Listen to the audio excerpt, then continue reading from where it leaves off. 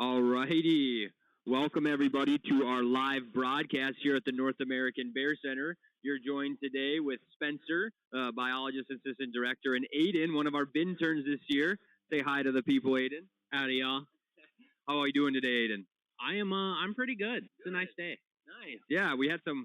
Looks like we might be getting some weather today, but it kind of dispersed, and now it's looking like we're going to get a little sprinkling, but not any storms. But me and Aiden are going to be doing the broadcast today, so you're going to hear both of us kind of trading off here, and we're going to get Lucky, who's down front, starting off here on his enrichment. So I'm going to pan the camera over to Lucky, and I'm going to hand the mic off to Aiden. Aiden, why don't you tell us and the folks tuning in a little bit about Lucky Bear? Yeah, absolutely. So Lucky is our resident comedian bear here at the Bear Center. He is actually a geriatric bear. He's about 18 years old. And he's a northern bear. He's from Madison, Wisconsin. I'll tell you a little bit about his origin story. He was found on the outskirts of Madison, running up to people, grabbing onto their legs, begging for food and stuff. We wonder if he might have been a pet bear as a cub because his mother was not around, and running up to people is not a normal behavior for bears. So people called DNR, and what the DNR said was, "Oh, just hold on, his mom will come back, his mom will come back." She did not come back, and so he was taken in. He was going to be euthanized. We actually found out about him about an hour before his euthanasia appointment. Luckily, we have a pretty big network of volunteers here in the U.S., and some of them were able to grab him just an hour before that appointment and bring him 8 hours all the way over here to Ely, Minnesota, where he has been ever since. How old is Lucky, Aiden? Lucky is 18. Yeah, so he's been at our facility ever since he's been 6 months old, so he's been here for quite some time. He doesn't know a whole lot about the center, about life outside the center. He's been here for quite a bit. Now, why don't we talk a little bit about enrichment, Aiden? Can you explain to the folks tuning in what enrichment is and why we do it? Yeah, so essentially being out of the wild, not having a sort of normal habitat or normal range to be in, certain parts of their brain may atrophy if we didn't give them challenges or puzzles to solve or problems to deal with or anything like that. You can see down there he's digging in one of our enrichment logs. Essentially, they've got holes drilled into them where we pack things like nuts and cranberries and fruit. And that just lets them get some stimulation, lets their brain work, and keeps them healthy in the mind and body. Beautifully said, Aiden. And so just because I want to make sure everyone at home knows some of the big words you were using there, you used the term atrophy. All right, so that just basically means they're not using it or it's not getting the amount of exercise it should be, right? And so our bears, they can go through and develop what we call captive psychosis if we don't present them with challenges to solve for a food reward. And so that's basically what the enrichment is designed to do. And so now we got Lucky going to use the stand-up feeder here. So we're going to walk over and show you folks at home what you might be able to see if you were to come to the Bear Center. So me and Aiden are here on the deck, and you're going to be able to see our feet in the shot here. And we're literally about a foot exactly away from Lucky Bear's face right now. And he's getting some food out of the stand-up feeder there. So when you're a guest here at the North American Bear Center, you can come on out here on our observation deck. You can get real close to the bears. And that's because, again, we allow that through our observation deck and our behind-the-scenes tours. And so it just gives you a real up-close personal experience, which is kind of neat. And so Lucky's going to work on that. And then, of course, the folks inside in our viewing windows are getting to see Lucky stand up. And he's a pretty big bear. Now, Aiden, do you remember, what was the last weight we had on Lucky, roughly? The last weight we had on Lucky Bear was about 406, 407, which is a pretty good weight. He's a pretty healthy bear. Male bears in the wild, at least during breeding season, will weigh anywhere from about 125 to 500. So they can be pretty hefty. He's on the upper range of that middle there. He's doing pretty well. Females weigh anywhere from 90 to 300 pounds. Some can be a little over. Here's something, Aiden, I'd like you to talk about. Notice Lucky's kind of avoiding some of these food items. Why don't you talk a little bit about to the folks why he might be not eating like the watermelon, for example? Yeah, our bears are very pampered. They're very picky. You can see if you look closely at Lucky, He's a very handsome bear. He's got no scarring on his face. He hasn't had to fight for anything ever. He's extremely. He lives a cat's life or a bear's life, we like to say. But yeah, he has the ability to be picky just because he lives in such a pampered world. Right. Good for him. Right. So it looks like he might be heading out. I'm gonna have Aiden grab our bucket of food here, and we're gonna try to get Lucky to climb. And so we're gonna use the left trolley feeder. Yep, and we'll see if he's climbing. And so you're going to kind of get to see how this works. So Lucky's over here foraging. Aiden's going to go ahead and reel this in. He's also going to try to get Lucky's attention by using the shaking of that bucket and his voice. And then once Lucky knows that there's food in that tray, he just may decide to climb up that tree for us and get that food. And so, again, if you're a guest here at the North American Bear Center, you can see Aiden's acting kind of like a guest. They can come out here and check things out. When Lucky does decide to climb, or if I should say, you'll be about eye level with them, about 10 feet off the ground, which is just pretty cool. And so he's on his way over there. So, Aiden, you might want to start calling him or convincing him to come over here. Look at that. As soon as he said Lucky's name, he turned. He's currently checking out our bear scale right now. The bears are weighed weekly to make sure we know what weights they're at and they're hitting target weight goals. If they're not, we adjust their diets accordingly. And so the bears are very accustomed to being fed on that little red box there, and that is our bear scale. And it is really important to the care of the bears to make sure they're hitting those goals. And so it looks like Lucky's working for some extra food. Now, we typically weigh them on Fridays, and so we don't need a weight on Lucky today. But if we have staff inside, they are able to collect that weight, and we record that and then adjust. And so he's going to get all this food off the scale before he even thinks about climbing. And that's because bears are notoriously lazy. Now, that's not a mean thing to call a bear. It's actually a pretty high compliment. They try to be as lazy as possible, and that's so they can conserve all the fat layer that they've been working so hard to build up over the course of the spring, summer, and fall. And so Lucky and most black bears, they aren't going to do any activity to get food that's not going to give them at least the same energy back, if not more. And so you can see Lucky's going to work really hard to make sure he got all the easy food items first.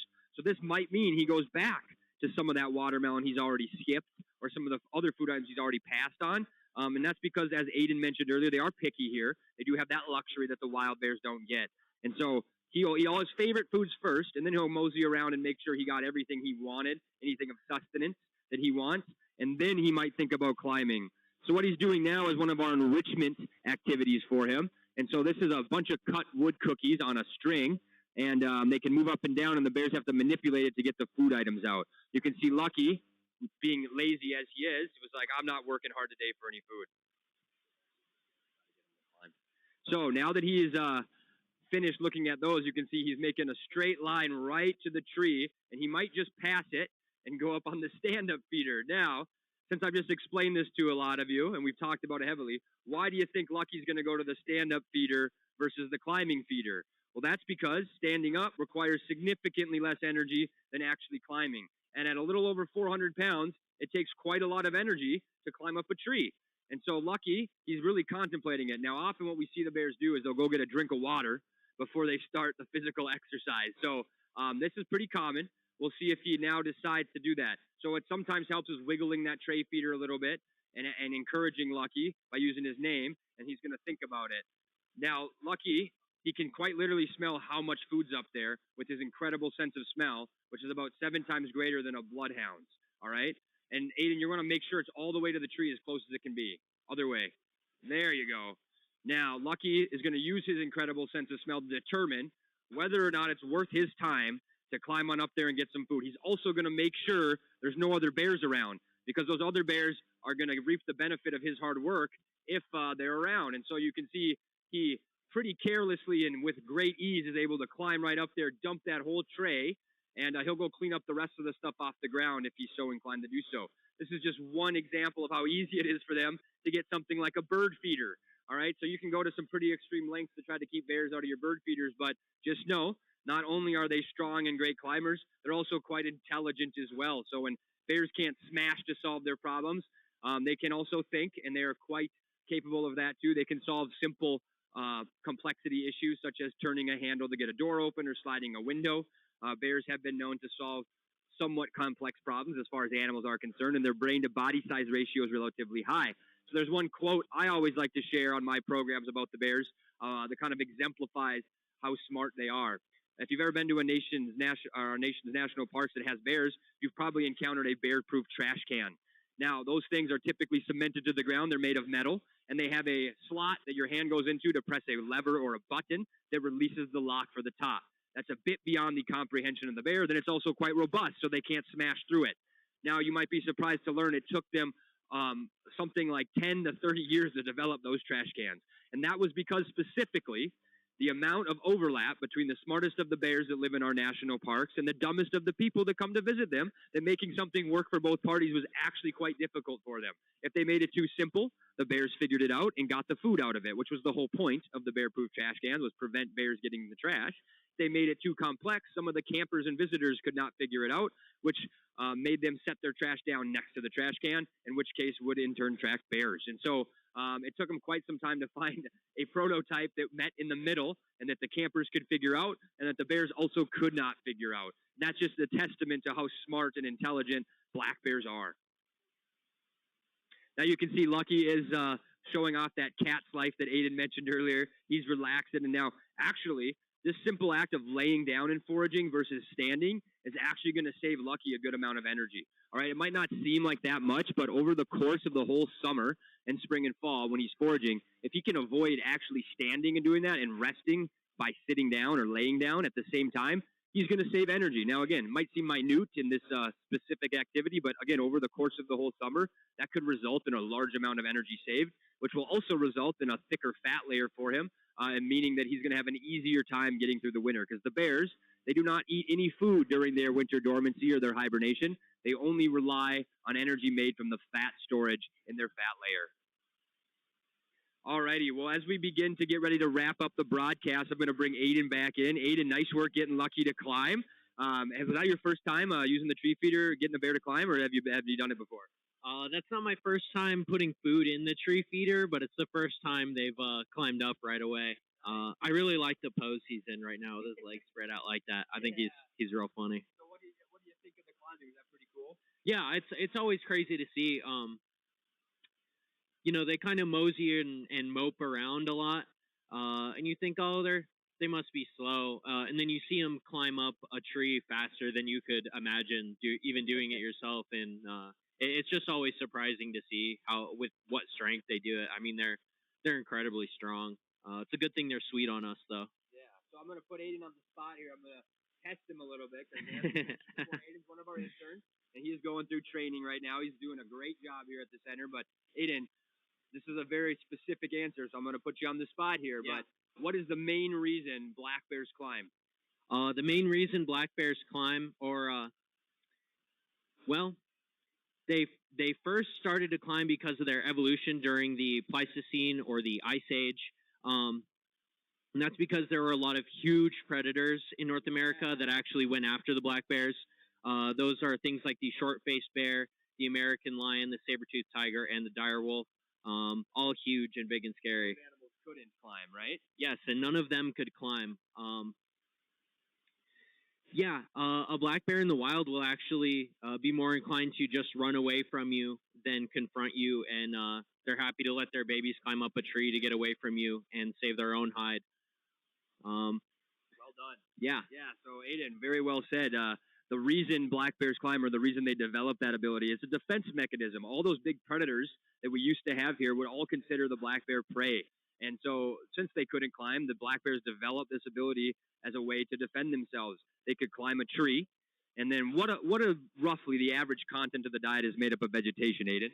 About 90% of their diet is vegetation, with 10% being animal protein. Nicely done. He's getting the facts down.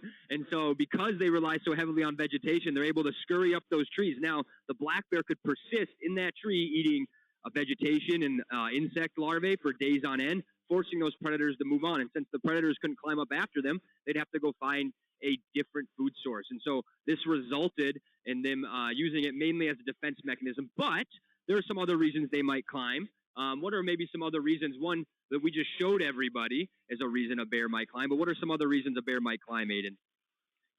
Well, like I mentioned before, to escape predators. Um, Sometimes they will just hang out in trees as well. Like Spencer said, sometimes they're going after that young vegetation. Some of those new leaves in the spring. Food is definitely a reason a bear would climb a tree. Geez, I think that's about all I got. Yeah. Hanging out. They cool down in this area using the white pine, so that's our biggest and tallest tree, as Aiden said. So oftentimes we see our bears hanging out up there, but it's also a safe spot because a lot of their predators to this day still can't climb, and so they're able to feel safe in those trees so they can nap and hang out. But we've seen it here with our ambassador bears, but we've seen it in the wild bears too. They do like hanging out in the trees because they do feel safer doing that. Alrighty, well, as Lucky saunters off here, Aiden and I are going to sign off for you folks, but we just want to thank everybody for tuning in, and we hope that if you haven't planned your trip to Ely yet this summer, you're thinking about that. And Aiden, any last-minute thoughts you want to end with before we wrap it up here for the folks at home watching? I don't have much, but if you ever want to see these bears, remember to go to www.bear.org, and you can view any of our 6 cameras. Yep, any of our 6 cameras at any time. I can't guarantee you'll see much during winter months, but during summer, it's game. Yeah. Well, Aiden, thanks for joining us on the broadcast. You're going to hear more of Aiden, folks, in the future on these broadcasts as I start to pass this on to them. Macy, you might hear here and there as well, but you're going to start hearing more interns. And thanks for tuning into our live bear broadcast, live every Monday, Wednesday, and Friday at 12:30 from Ely, Minnesota. Thanks, everyone, for tuning in, and we hope everyone has a wonderful rest of their week. Thank you.